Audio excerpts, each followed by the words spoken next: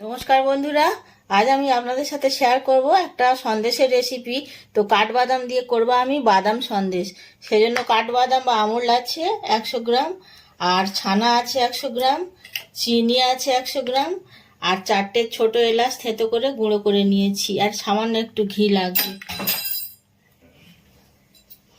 তো প্রথমে যেটা করব, আমি কড়াইতে 1 চামচ ঘি দিয়ে দেবো। বাদামগুলোকে হালকা করে ভেজে নেব।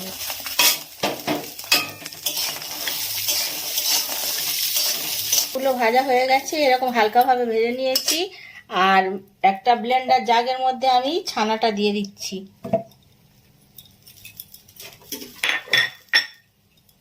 আর এই বাদামগুলো এর সাথে একটা মিহি পেস্ট তৈরি করে নেব, এর সঙ্গে দিয়ে আমি ব্লেন্ড করে নেব। ছানা আর বাদামের পেস্টটা হয়ে গেছে। এবার আমি উনুনে কড়াই বসিয়ে দিয়েছি। কড়াইতে দিয়ে দিচ্ছি অল্প একটু দুধ, তার সাথে দিয়ে দিচ্ছি চিনিটা, আর দিয়ে দিচ্ছি এলাচ গুঁড়ো।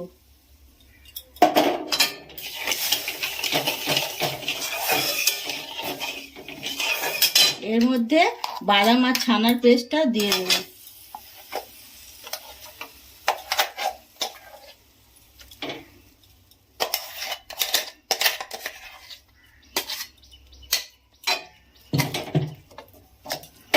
এবারে খুব ঘন ঘন নাড়বো।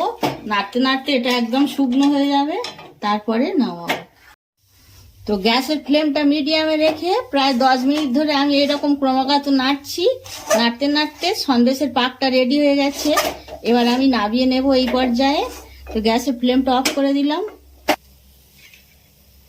একটা থালার মধ্যে আমি একটু ঘি ব্রাশ করে নিয়েছি। এবার এই সন্দেশের পাকটা এর মধ্যে ঢেলে সমান করে নেব।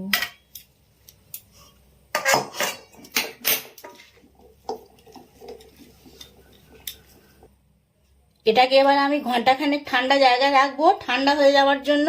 ঠান্ডা হয়ে গেলে আবার পিস পিস করে কেটে পরিবেশনের মতো করে আমি দেখাবো। বন্ধুরা, সন্দেশটা ঠান্ডা হয়ে গেছে অনেকটাই। আর গরম থাকতে থাকতে আমি কয়েকটা কাজু ওপর থেকে বসিয়ে দিয়েছিলাম যাতে কাটার সুবিধা হয়। তো এবার আমি এটা পিস পিস করে কেটে নেব।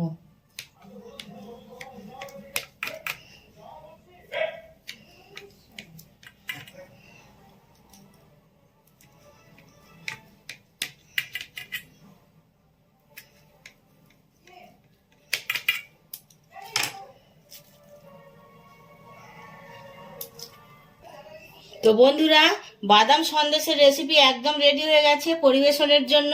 তো আমার এই সন্দেশের রেসিপি যদি আপনাদের ভালো লেগে থাকে, তো আপনারা একটা লাইক করবেন, প্লিজ কমেন্ট করবেন, আর আমার চ্যানেলটাকে সাবস্ক্রাইব করবেন।